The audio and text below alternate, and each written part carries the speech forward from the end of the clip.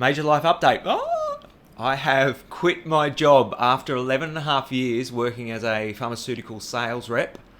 Quit, I'm out.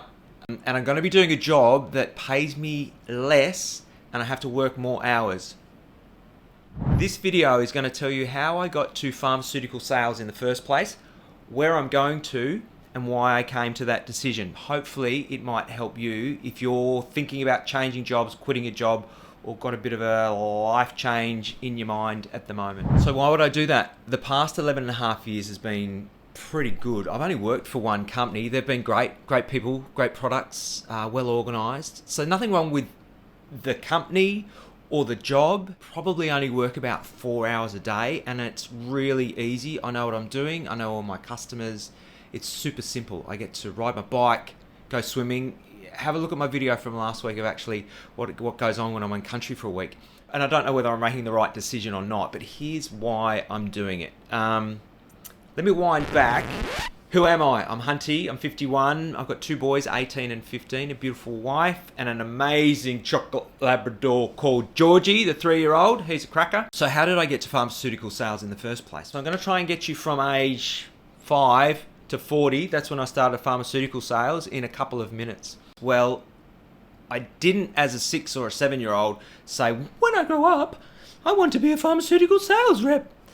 Didn't say that at all. I wanted to play rugby or cricket for Australia, but I just didn't have the skills. So what did I do? I wanted to get into physio because I thought that was pretty cool. Bit sporty, bit sciencey, that's what I was into. Didn't get the marks, so I thought I'd do a science degree. And then I ended up working in hospitals doing clinical biochemistry, doing blood tests.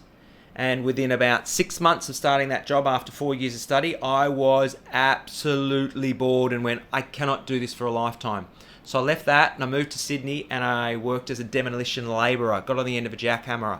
Started smashing down walls with an Irish demolition crew. It was fantastic. But at the end of the 4 years there, I went, I'm not sure this is sustainable either. So I then went back to a lab, lasted 6 months. And then I worked as a bar manager in a big hotel, and I went to acting school. Age 30 at that stage, and I went, what am I doing? I want to do something that I'm passionate about. So for 3 years I went to acting school. It was fantastic. I'm going to leave a link somewhere, show you my show reel from 10 years ago if anyone's interested. Yeah, you got more than enough blokes to get it down. And what happens if it blows up? We've got the ride boys on their way. Now. Will, Chris, Rob, get your shit together. We're breaking this up. The acting was actually going okay. I was doing quite a few auditions and the bar that I was working at were getting irritated because I was having to take time off to do that. So I actually opened my own personal training studio because I was still into sport, still into fitness, and I thought that would give me the flexibility to go to auditions and stuff. So I opened that up. That became a whole thing. 5 trainers, 180 clients. I was working 5 a.m. till 8 p.m. And then I had children, and then life became pretty overwhelming. It just wasn't working for us. It was so busy, so stressed, and so we actually called time out and we moved to Queensland, to the Sunshine Coast, to create a life that gave us more flexibility, more time, live near the beach, be with our children. So that's kind of where I got to pharmaceutical sales, in terms of needing more security, needing more time. In that first year or so, you got to work pretty hard, but beyond that, I heard stories that it was pretty flexy and pretty good. So that's how I got there in the first place. I mean, how did you get to your job? I don't know many people that work a job that they fully love, that they're passionate about, that as a kid, they went, when I grow up, I want to be this thing. I didn't want to be a pharmaceutical sales rep. But here's the thing. Over the past couple of years, I've been going, I am bored. I am dissatisfied. I'm not fulfilled. When I come home, my boys say to me every day, how was your day, Dad? And I go, it was okay. So you might be thinking, well, you're an ungrateful wretch.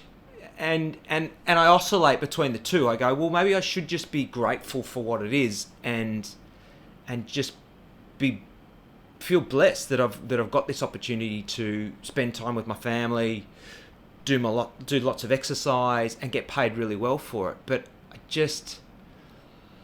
can't do it anymore. I'm so bored. So it doesn't make me feel great, and it doesn't make me feel like I'm modelling the things I'm trying to encourage in them, which is have a big swing, go for stuff that you're after, you know, and just doing okay.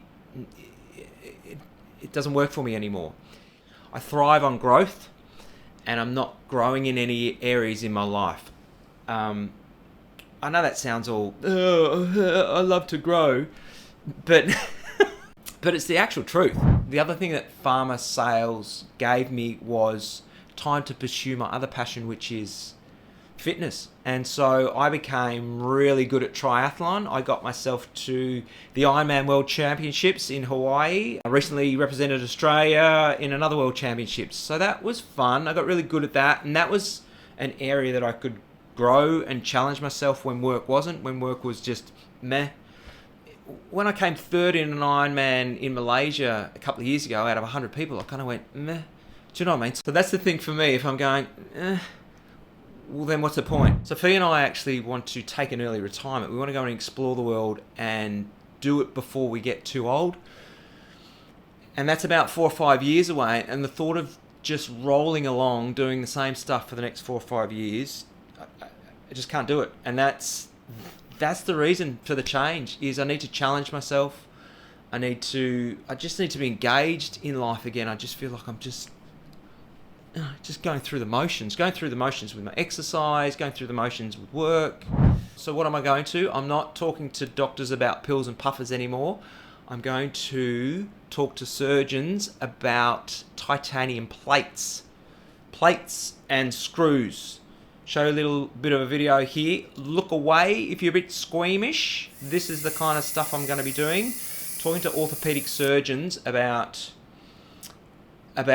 titanium plates and screws. It scares the hell out of me. It's making me sweat a little bit about the amount of learning that I have to do. It's making me sweat that there's consequence to what I do in the room. If I don't know my stuff, then there's a patient lying on the table. And it's more of a high stress environment being in a surgery than in a doctor's lunchroom giving him lunch. So that excites me. So it's longer hours. It's trauma. It's broken collarbones. It's broken wrists. And so we go where and when the trauma happens. It's a little bit of less paid. That was a little bit clickbaity at the front there. It will pay better in the end, but for the first year, I'm taking a bit of a pay cut, but it should grow to something. So the hardest thing in the decision was, should I just show more gratitude and be grateful for what I have and enjoy the freedom and the flexibility?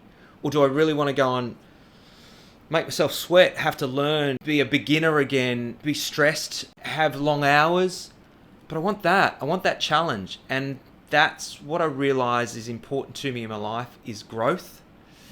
I don't know whether I'm making the right decision. I might in a year's time go, this is horrific, and I want to go back and just enjoy the freedom that this gives me again, but I don't think that's going to happen. And I'm happy that I'm trying something new. I don't know, where are you at in your life? Are you happy in your job? Are you just rolling around? Are you comfortable with being comfortable, or do you need stretch? I don't know. I've realised that I need stretch. I could be wrong. So that's how I got to that decision. What do you think? Have I made the right decision? I will be posting more videos. You'll see how it goes. You might see me terrified. Might be the worst decision of my life. All right, there's a link here if you want to see me crying like a baby doing the Ironman World Championships. Have a look at that one. Scroll through to the bit where I'm crying. It's pretty embarrassing, but that was a tough day. I'm going to keep being Hunty. You keep being you. I'll see you next week.